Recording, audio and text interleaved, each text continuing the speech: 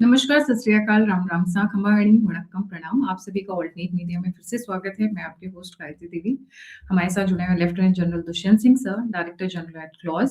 जितना लाल दुपट्टा है जो दुष्यंत सिंह सर के पीछे, उतना ही लाल इस वक्त बलूचिस्तान हो रखा है। बूम बूम बूम बूम, कितने शहरों में क्या क्या तबाहियां मच रही है। मेरा मेरे तो दिल को बड़ी ठंडक और सुकून मिल रही है। जो ये भारत में करना चाहते थे, जो भारत के साथ करते आ रहे थे, टेस्टिंग इट्स ओन मेडिसिन के स्टाइल में सर सारी चीजें शुरू हो गई हैं। थोड़ा तशरीफ से बोलते हैं, और थोड़ा इत्मीनान से हम समझते हैं कि हो क्या रहा है बलूचिस्तान के अंदर, और क्यों आसिम मुनीर बड़े घबराए हुए हैं बेचारे, बहुत ज्यादा। पाकिस्तानी आर्मी इस वक्त कांप रही है। Sir, a very warm welcome. Thank you Gayatri ji, आपको और आपके ऑडियंस को जय श्री राम, जय हिंद, जय भारत, नमस्कार, प्रणाम। और मुझे लगता है कि आप पाकिस्तान के एकदम पीछे पड़ गई हैं हाथ धो करके। तो पाकिस्तान की आर्मी का वही हाल हो रहा है जो कि एक ऐसी आर्मी का होता है जिसने कभी, मेरे हिसाब से कभी भी इंसर्जेंसी के ऊपर कंट्रोल करने में काबिलियत नहीं हासिल की है। तो आज 13 घंटा पहले आपने एक बहुत बड़ा हादसे का ज़िक्र किया है, जिसकी कि आप एक कटिंग दिखा सकती हैं। ये डॉन न्यूज़पेपर की कटिंग है, जिसमें कि वो लोग अभी बोल रहे हैं, उनके उनके जो इंटीरियर मिनिस्टर, हमारे होम मिनिस्टर समझ लीजिए, उसको इंटीरियर मिनिस्टर बोलते हैं, मोहसिन नकवी जी, वो बोल रहे हैं कि 92 टेररिस्ट्स को उन्होंने मार दिया है और 15 उनके जो हैं सिक्योरिटी फोर्सेस की डेथ हुई है। मैं ये उनको उनको एक सवाल पूछना चाहता हूँ कि अगर 92 टेररिस्ट को उन्होंने मार दिया, तो ये तो उनके लिए बहुत ही एक तरह से समझूँगा कि एक बहुत बड़ा काबिले तारीफ़ एक्शन किया है उन्होंने। लेकिन ये देखिए, अब ये अगर 92 टेररिस्ट को मार के हुआ है, तो मुझे नहीं लगता है कि इसमें कोई सच्चाई है। ये इन्फ्लेटेड फिगर्स हैं पाकिस्तान के लोगों को खुश रखने करने के लिए कि हाँ भाई, पाकिस्तान की आर्मी जो है अपने सिचुएशन पर काबू पा रही है। ऐसा कहीं लगता नहीं है। अब इसके लिए मैं आपको कुछ आंकड़े देना चाहता हूँ, लेकिन क्योंकि देखिए, आंकड़े झूठ नहीं बोलते, और आंकड़े मैं कहाँ से ले रहा हूँ? आंकड़े मैं उन्हीं के जो क्या बोलते हैं, डाटाबेस से ले रहा हूँ। पाकिस्तान की जो एक ऑर्गेनाइजेशन है पीआईपीएस, इनकी पार्लियामेंट्री सर्विसेज की है, पाकिस्तान इंटेलिजेंस पार्लियामेंट्री सर्विसेज, जो कि इस तरह के डाटा को इकट्ठा करके पार्लियामेंट में, उनके पाकिस्तान के पार्लियामेंट में बोलती है। उसके हिसाब से 2025 में 2025 में तकरीबन तकरीबन जो टोटल कैजुअलिटीज हुई हैं, वो 1000 के करीब है सिक्योरिटी फोर्सेस की। आप समझ रही हैं? 365 दिन का साल होता है और उसमें 1000 से ऊपर उनकी सिक्योरिटी फोर्सेस की कैजुअलिटीज हुई हैं। वर्चुअली 3 से 4 हर दिन उन लोगों का जो है वो लॉस हो रहा है। ये आंकड़े झूठ नहीं बोलते, ये आंकड़े उनकी पार्लियामेंट में एक सीआरएसएस सर्विस भी है। अब ये बताओ कि इसमें से केकेपी में खैबर पख केपीके में कितना होता है और बलूचिस्तान में कितना होता है? तो यहाँ दोनों में कॉम्पिटिशन चल रहा है। टीटीपी और बीएलए के अंदर आपस में बड़ा तगड़ा कंपटीशन चल रहा है। लेकिन अगर आप ओवरऑल बैलेंस देखें तो 60 से 70% जो अटैक होते हैं वो केपीके में होते हैं, टीटीपी द्वारा या उसके जो सपोर्टेड ग्रुप्स हैं, और बलूचिस्तान में तकरीबन 40 से 1% अटैक होते हैं। लेकिन अगर नंबर्स की, आंकड़ों की बात की जाए तो पिछले साल 413 अटैक, तो बूम बूम नहीं हो रहा है ये तो बिजलियां कौंध रही हैं। बूम बूम तो आपने बहुत हल्का शब्द इस्तेमाल किया है, ये बिजलियां कौंध रही हैं। केपीके बिल्कुल ही पाकिस्तान के हाथ से जा चुका है। 413 अटैक, 581 कैजुअलिटीज, जिसमें अधिकतर सिक्योरिटी फोर्सेस हैं। और किस तरह कर रहे हैं? सुसाइड बॉम्बिंग, दूसरों के घरों पे पत्थर मारते थे, अब इनके घर में पत्थर नहीं, इनके घर में पहाड़ गिर रहे हैं और इनको समझ नहीं आ रहा है कि करें क्या हम। एम्बुशेस ट्राइबल डिस्ट्रिक्ट्स में खास तौर से, जो पुराना फाटा कहलाता था इनका, federally administered territory tribal areas. और डेरा इस्माइल खान में कुछ दिन पहले आपने ही शायद एक अपना वीडियो निकाला था, जिसमें कि उनके एक लेफ्टिनेंट कर्नल हैं जो कि सपोजिटली छुट्टी पर, इमरान खान सपोजिटली किसी खुफिया कारण से छुट्टी पर गए थे अपने वेस्टर्न बॉर्डर पे कुछ आईएसआई का काम करने के लिए। अब इसमें कितनी सच्चाई है, कितना कितना र्यूमर है, वो तो मुझे नहीं पता है। पाकिस्तान गवर्नमेंट ने उनको बोला है कि भाई वो तो छुट्टी पर थे और क्रॉस फायर में मारे गए थे। तो अब आप बात करिए बलूचिस्तान की, 338 से लेकर के 517 कैजुअल्टीज सिक्योरिटी फोर्सेस की। अगेन इसका भी डाटा क्या है, पीआईपीएस का ही डाटा है, ठीक है? इसका डाटा भी पीआईपीएस का ही है, जो कि एसएटीपी हमारा भी एक पोर्टल है, साउथ एशियन टेररिज्म पोर्टल, उसको भी अगर हम जोड़-जाड़ के अगर हम मिलाएँ, तो अलग-अलग फिगर है, थोड़ा बहुत अंतर हो सकता है। 25 से 30% जो है वो शेयर है इसका ओवरऑल पाकिस्तान की कैजुअल्टीज़ में, जो कि सिक्योरिटी फोर्सेस की। 254 के करीब अटैक हुए हैं। और बड़ी मज़े की बात तो ये है कि जनवरी का जो महीना है, वो बलूचिस्तान के नाम पे है। मैंने ये भी देखा है कि ये टर्न बाय टर्न मारते हैं। पहले टीटीपी मारेगा, फिर बलूचिस्तान वाले मारेंगे, फिर बलूचिस्तान वाला मार दे, अब टीटीपी मारेगा, और इनको अभी तक ये ट्रेंड समझ में नहीं आ रहा है। ये तो इनकी सो कॉल्ड प्रोफेशनल आर्मी है, जो बोलते हैं कि पाकिस्तान बड़ी एक प्रोफेशनल आर्मी है, जो कि पर वो पर्दे के पीछे बोलते होंगे, देख भाई इस बार मैंने थोड़ा-सा मज़े ले लिए, अब अगली बार तू ले लियो। अच्छा देख, ये वाला बिल्कुल, मेरे मज़े का नहीं है, ये तेरे, ये दिस इज़ योर्स ना, ये तेरा बकरा है। कुछ ऐसा। और दोनों तरफ देखिए पाकिस्तान का कितना घाटा है। बलूचिस्तान में जहाँ पे अमेरिका ने एक डील करी थी उनसे रेयर अर्थ मिनरल्स की, और क्या बोलते हैं गैस ब्लॉक्स की भी कुछ इन्होंने डील्स वगैरह करी थी। उसके अलावा गोल्ड की डील करी थी इन्होंने कि भाई गोल्ड वहाँ से निकलेगा। हाँ, मुझे तो अभी तक किसी गोल्ड का कहीं नामो-निशान नज़र नहीं आ रहा है इस इलाके से निकलने का। चाइना जो था, पिछले कई सालों से मुँह खा कर के बेचारा चुपचाप ग्वादर से संतुष्ट है कि चलो ग्वादर तो है मेरे पास, 30 बिलियन जो पैसे थे उसके डूबे हुए हैं वहाँ पे। उसको ये समझ नहीं आ रहा है कि मैं करूँ क्या? कैसे पाकिस्तान से पैसे निकालूँ? इसलिए पाकिस्तान दौड़ा-दौड़ा अमेरिका के पास गया। बोलते हैं ना, एक एक एक म भिखारी को एक सोर्स बंद हुआ, तो दूसरे अंकल के पास चले गए वो। सी अंकल के आप पास अब जा भी नहीं सकते, सी अंकल खुद ही खतरे में है, पता नहीं कब उनको कोई मार दे। तो सी अंकल की हालत भी बहुत बुरी हो रखी है, और ट्रम्प को भी आप जानते ही होंगे, जैसे कि अमेरिका से खबरें आ रही हैं, उनकी पॉपुलैरिटी रेटिंग बहुत डाउन हो रही है, और उसकी वजह से वो जो है इलेक्शन, मिड टर्म इलेक्शन में उनकी सिचुएशन हो सकता है काफ़ी काफ़ी हद तक इफ़ेक्ट हो, और जिसकी वजह से उनकी गवर्नेंस में भी प्रॉब्लम आएगी। खैर वो तो अलग बात हो गई। मेरा कहने का मतलब है कि बलूचिस्तान में बॉर्डर पर ईरान है, जिसको कि पाकिस्तान फिंगर मार रहा है। तो अब क्या समझ रहे हैं कि ईरान वाले चुपचाप सहेंगे इसको? मुझे नहीं लगता कि ईरान पाकिस्तान को छोड़ेगा। तो बलूचिस्तान में ईरान की जो हरकतें हैं, वो भी अगले कुछ दिनों में और बढ़ेंगी। इधर अफ़गानिस्तान भी कोई ख़ास मित्र नहीं है इनका, पाकिस्तान का। और कुछ दिनों पहले ये भी न्यूज़ आई थी कि आप भूल जाइए कि कोई ड्यूरंड लाइन होती थी। ड्यूरंड लाइन अंग्रेज़ों का एक बनाया हुआ पुलाव था, जो कि ख़त्म हो गया है। उसको उन्होंने उठा कर के क्या बोलते हैं, दान कर दिया है उस पुलाव को, और इस समय जो पूरा का पूरा इलाका पश्तूनिस्तान अपने आप को एक मानता है। 48% उस तरफ है, 52% इस तरफ है। मुझे ऐसी सिचुएशन नज़र आ रही है कि कुछ दिनों पहले जो अमेरिका इनके साथ था, मुझे लगता है अब अमेरिका को भी धीरे-धीरे ये पता चल रहा है कि पाकिस्तान का भरोसा नहीं कर सकते, क्योंकि अमेरिका ने जो लिस्ट निकाली है, वीज़ा बैन में पाकिस्तान का नाम, दूसरा ट्रैवल एडवाइज़री में पाकिस्तान का नाम, और पाकिस्तान को लेवल 3 का ट्रैवल एडवाइज़री मिला है। लेवल 3 का मतलब होता है कि भाई आप पाकिस्तान में मत जाओ, जाओगे तो खतरे से खाली नहीं है। यानी कि पाकिस्तान भी जो है, सॉरी यूएस भी जो है, पाकिस्तान को एक, अब मैं क्या उस वर्ड को नहीं यूज़ करना चाहता हूँ, एक आम की तरह यूज़ करेगा, चूस-चाच के गुठली फेंक देगा। वही हाल जो है पाकिस्तान का होने वाला है यूएस के साथ।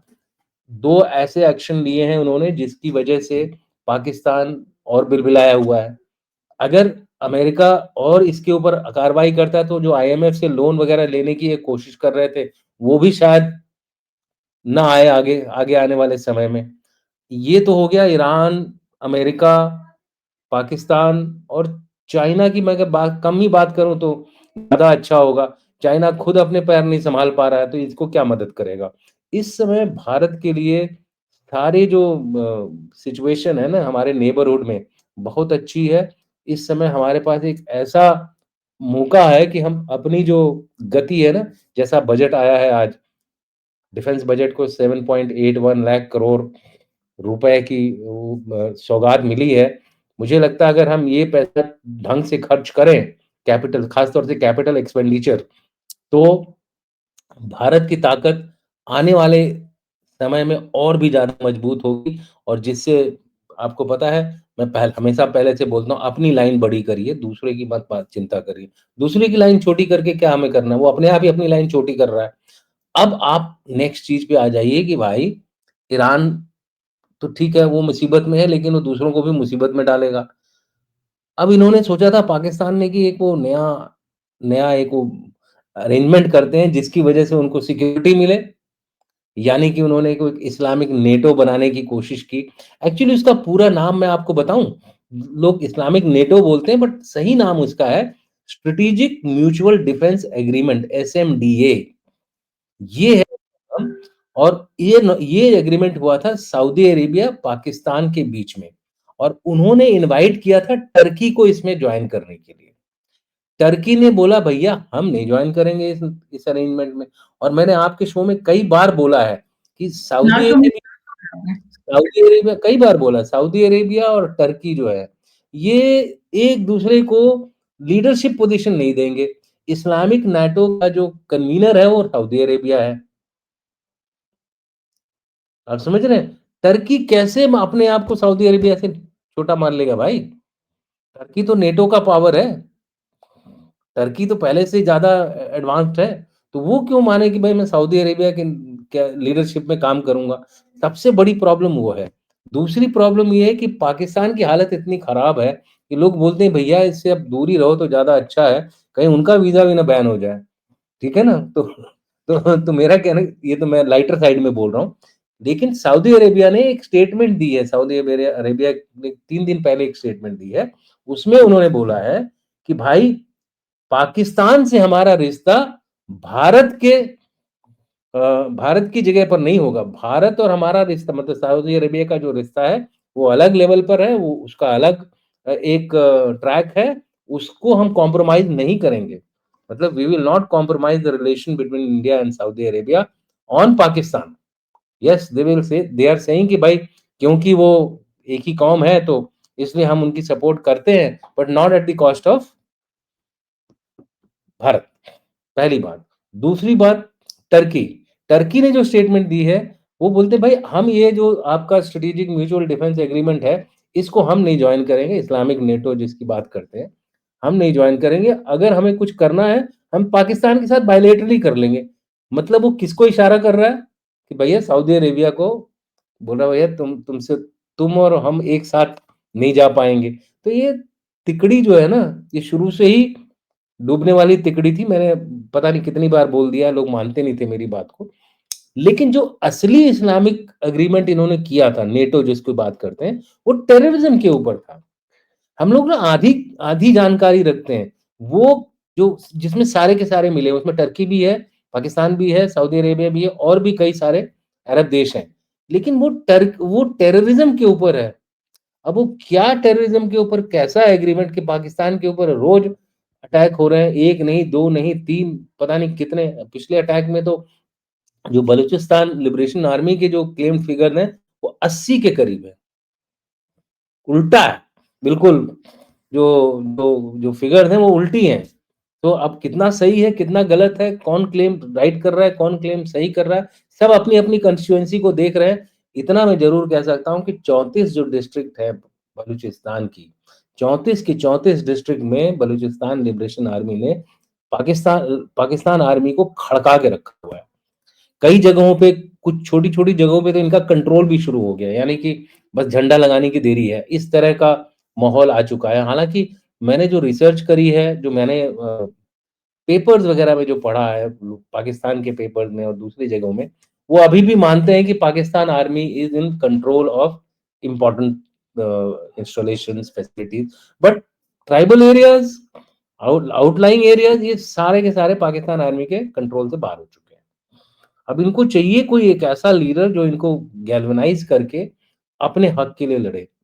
देखिए हम बलूचिस्तान को उस तरह से सपोर्ट कर रहे हैं कि बलूचिस्तान को जबरदस्ती इन लोगों ने पाकिस्तान में शामिल किया था। बलूचिस्तान कभी भी पाकिस्तान में जाना नहीं चाहता था।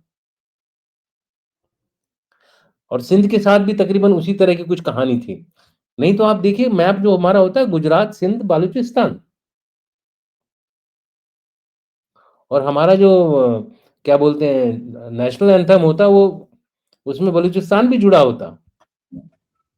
गुजरात सिंध, गुजरात गुजरात सिंध वो जो हमारा लाइन, हाँ गुजरात मराठा द्राविड़ उत्कल भंगा, वो द्राविड़ के पहले ये आ जाता, बलोच उत्कल बलोच उत्कल, उस तरह से आता है ये। तो हमारा तो नेशनल एंथम हो जाता अगर अगर उनके किंग को वहां पे जो फ्रंटियर गांधी थे उनको अगर उनका बस चला होता तो या तो इंडिपेंडेंट रहते या फिर वो भारत में जुड़ना पसंद कर रहे थे।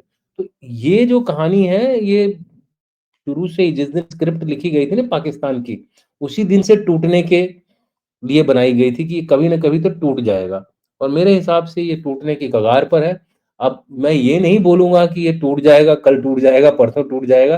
देखिए एक बड़ी चीज होती है कि जो भी आर्मी इतनी बड़ी हो, 6 लाख की आर्मी है, वो अगर दबाना चाहे तो दबा करके वहां के पब्लिक को दबा सकता है। ईरान में क्या हुआ, कुर्द ने और आईआरजीसी ने मिल करके पूरे पब्लिक को दबाया, 5-6 हजार लोगों को मारा। उसके बाद जाके वो ऑब्वियसली जो था, जो क्या बोलते हैं प्रोटेस्ट से वहां पे रेवोल्यूशन जिसको बोलते हैं, वो दब गया। उसी तरह से कुछ पाकिस्तान आर्मी भी कर रही है, टैंक्स इस्तेमाल कर रही, मतलब पाकिस्तान आर्मी ने इंसर्जेंसी के नाम पर एक लड़ाई कर रहे हैं अपने ही देश के लोगों से, अगर वो बलूचिस्तान को अपना देश मानते हैं। लास्ट पॉइंट बोल के मैं अपना बात खत्म करना चाहता हूं। अमेरिका ने जो ट्रैवल एडवाइजरी दी है, ये बहुत इंपॉर्टेंट है, ये सुन लीजिए। अमेरिका ने जो ट्रैवल एडवाइजरी दी है, उसने बोला है कि हमारे सिटीजन्स को एडवाइस है कि वो पाकिस्तान में, बलूचिस्तान में और केपीके में यात्रा न करें। इसका क्या मतलब होता है? मतलब धूम धूम बूम बूम बिजली गिरी।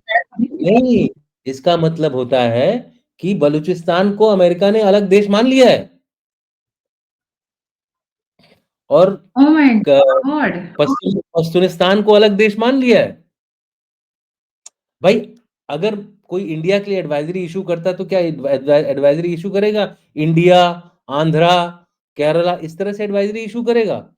वो सिर्फ बोलेगा भारत में ट्रैवल करने के लिए आपको एडवाइजरी इशू की जाती है। हमने हमने ईरान में एडवाइजरी इशू की तो क्या हमने बोला कि खाली क्या बोलते हैं बगदाद, सॉरी तेहरान से ही? हमने बोला ईरान में पूरे जहां जहां भी लोग हैं वहां भारतीय लोग हैं वो वापस आ जाए, ऐसे ही बोला ना हमने। तो हाँ, ऐसे ही बोला।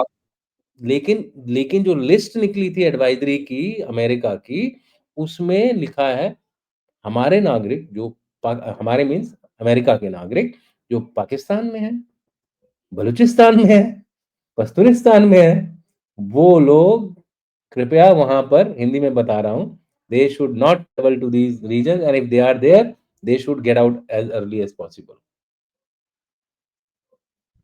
ये इंटरेस्टिंग। ये बहुत धमाकेदार चीज है। और इसके ऊपर जो है पाकिस्तान भी हिला हुआ है। मुनीर क्यों हो रहा? आप खाली बोलने से मुनीर नहीं हिल रहा। मुनीर सोच रहा है कि भाई मेरा हो क्या रहा है। कुछ दिनों पहले तक तो मैं फील्ड मार्शल था, अब तो लगता है कि वो फील्ड मार्शल से फील्ड मार्शल की उपाधि पाने ही वाला है कुछ दिनों में।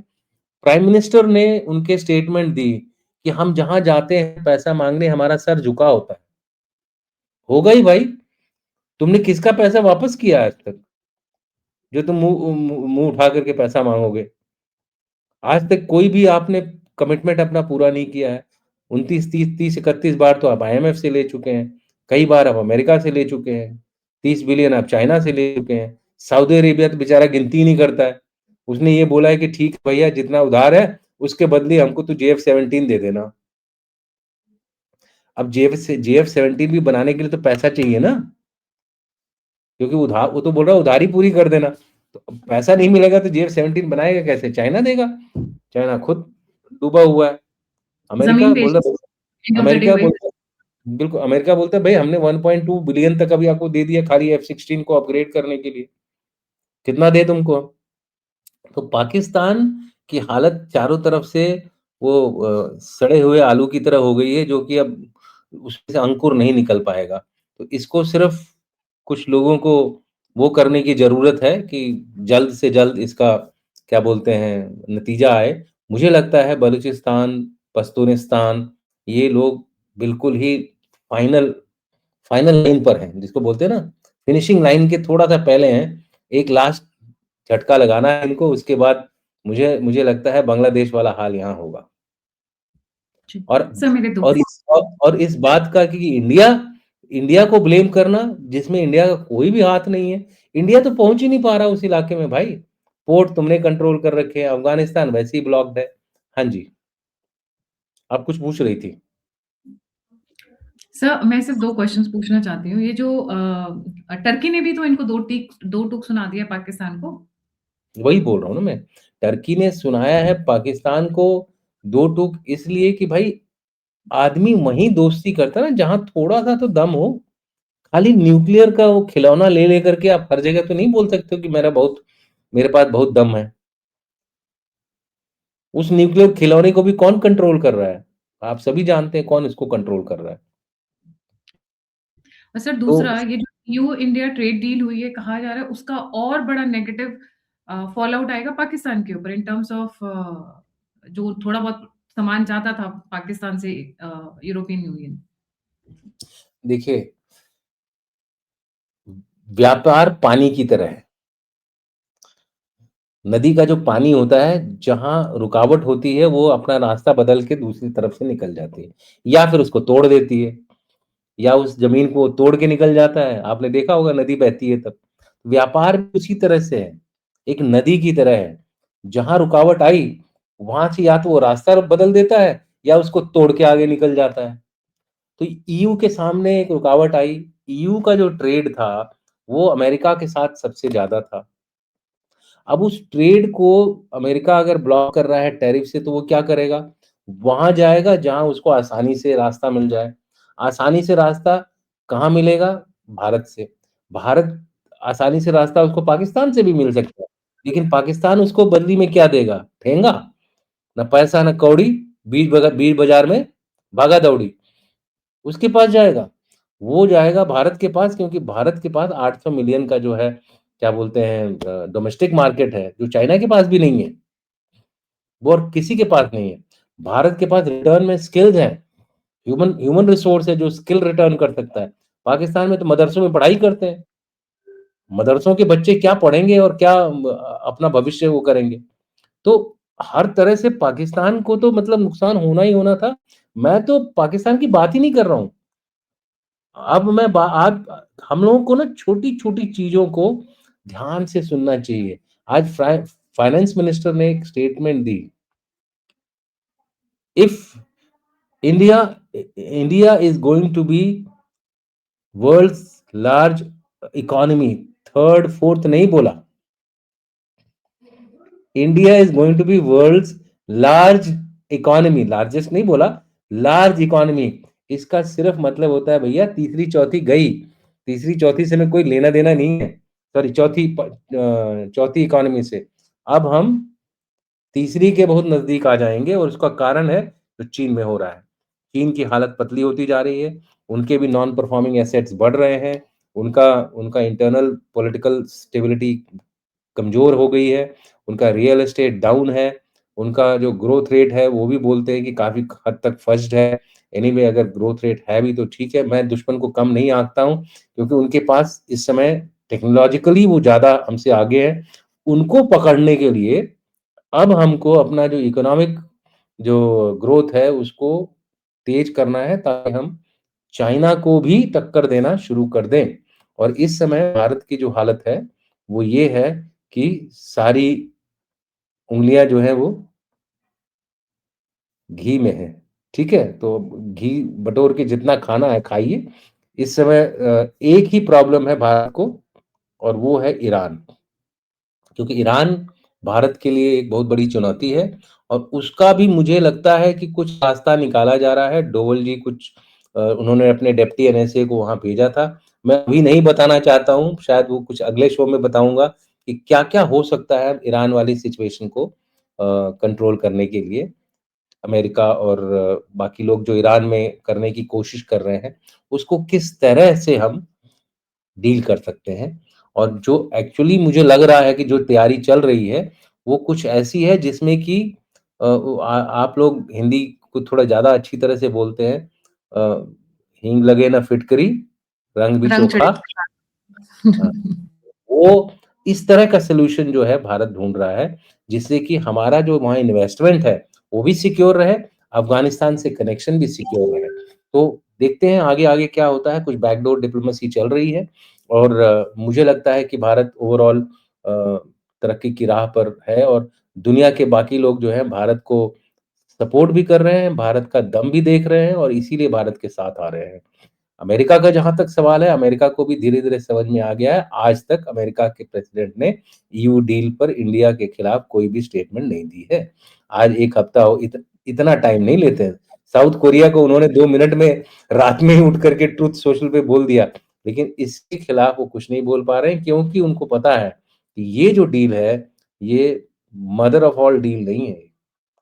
ये मदर, फादर सब कुछ ऑफ ऑल डील है ये। तो इसलिए इसलिए मेरा ये मानना है कि भारत को कॉशियस होकर के यानी कि अपने को ज़्यादा ज़्यादा वो ना करके कि भाई हम तो सब कुछ बहुत अच्छा हो रहा है। हमें अपना रास्ता फूँक-फूँक कर आगे चलना है, चाहे कितना भी हमको अपॉर्च्युनिटी मिले और मैंने कहा है हर खतरे के अंदर अपॉर्च्युनिटी होती है। ईरान में भी हमको अपॉर्च्युनिटी मिल सकती है। और मुझे ये लग रहा है, वो अपॉर्च्युनिटी ये हो सकती है कि अगर कोई ऐसी गवर्नमेंट ईरान में आ जाती है, जो कि बिना तख्ता पलट के मॉडर्न जो बाकी देश कर रहे हैं, उस तरह की लाइन में आ जाए, मॉडरेटेड गवर्नमेंट की मैं बात कर रहा हूँ, मॉडरेशन, राइट? खमेनी को बोल दिया जाए, "भई, आप जाके कहीं छुप जाइए, रशिया जहाँ कहीं भी आपको जगह है" और साई जो करंट प्रेसिडेंट है, वो एक मॉडरेट है, एक रिफॉर्मर है। तो हो सकता है अगर ऐसी कोई गवर्नमेंट आती है उसको अमेरिका भी एक्सेप्ट कर लेगा, जो छोटी-मोटी कंडीशंस हैं वो भी एक्सेप्ट कर ले, क्योंकि वहाँ की पब्लिक उनके अगेंस्ट है। तो पब्लिक जो है ऑटोमैटिकली इनको सपोर्ट करेगी और इसमें दोनों ग्रुप सपोर्ट करेंगे, जो राइट विंगर्स हैं और जो सेंट्रिस्ट हैं। लेफ्ट विंगर मैं नहीं कह सकता कुछ बट राइट और सेंटर जो ईरान के लोग हैं, वो भी शायद इसको सपोर्ट करेंगे और ये हो सकता है अल्टीमेट सॉल्यूशन हो। भारत एक ब्रिज की तरह काम कर रहा है इस पूरे ईरान सिचुएशन में और तब भारत के लिए जो एनर्जी की प्रॉब्लम है ना तेल वाली, वो भी सॉर्ट आउट हो जाएगी। हम ईरान का तेल भारत के लिए बहुत अच्छा है। रशिया के तेल को ला करके रिफाइन करने में बहुत दिक्कत होती है। खाली भारत ही है जो ये कर सकता है। तभी तो यूरोप वाले क्या कर रहे थे? पहले शुरू में उन्होंने बोला था आप अमेरिका ने भी बोला था आप रशिया से तेल खरीदिए। ये तो आज ये लोग नखरा दिखा रहे हैं। हम तेल खरीदते थे, रिफाइन हम अपने यहाँ करते थे और बेचते थे यूरोप में। तो फंड तो तुम भी कर रहे हो रशिया को। रशिया को तो आप यूरोप भी फंड कर रहा था और उनको समझ में आ गया है। इसलिए अब उन्होंने उसके ऊपर ज़्यादा जोर नहीं दिया यूरोप ने इस डील के ऊपर। और उसके पहले हमने कितनी और डील की, जर्मनी की डील हुई। हाँ, कुछ लोग खेल बिगाड़ने की कोशिश ज़रूर कर रहे हैं। कई लोग हैं जो कि इस डील को पहले ही तोड़ने की कोशिश कर रहे हैं, हमें उनसे सावधान रहना जो और हमको अब डिप्लोमैटिक बैटल बहुत अच्छी तरह से लड़ना पड़ेगा ताकि ये डील अपना सवेरा देखे। अभी तो डील का जो वो चल रहा है, क्या बोलते हैं, 9 महीने का पीरियड चल रहा है। पेट के अंदर इसको धीरे-धीरे बढ़ाया जा रहा है, उगाया जा रहा है। तो आई थिंक इतना कह कर के आप आज की बात को हम समाप्त करते हैं, इसी बात से कि पाकिस्तान हमारे लिए अब कोई एक विषय नहीं रह गया है। हमारे लिए जो विषय है चाइना है, अमेरिका है, यूरोप है, ये लोग हमारी हमारी निगाह इन पर होनी चाहिए। पाकिस्तान पत्थर झड़ की तरह झड़ के कहीं और सिंधु नदी से अरेबियन सागर में चला जाएगा। जी, बहुत इंटरेस्टिंग डेवलपमेंट्स हो रही हैं ऐसा। वैसे जाते-जाते एक मैं भी ऐड करना चाहूँगी, बड़ा उछल-उछल कर बोल रहे थे, हमारे यहाँ ऑयल मिल गया, हमारे यहाँ गैस मिल गया, घंटा कुछ नहीं मिला। सब हुँ, हवाबाज़ी थी, सब क्योंकि ट्रम्प सेड ऑन ना, "we have found so much of oil in Balochistan." कहाँ गया वो ऑयल? थोड़ा दिखा दीजिए। मतलब कढ़ाई में तड़का तो नहीं लगा रहे हैं? वो वाला ऑयल की बात तो नहीं कर रहे थे सर? जी, ब्रीफकेस में ले जाएँगे तो वही होगा ना। उतना ही ब्रीफकेस में मिला ले होगा उतना ही मिला होगा, दिखा के उन्होंने उससे डील कर ली।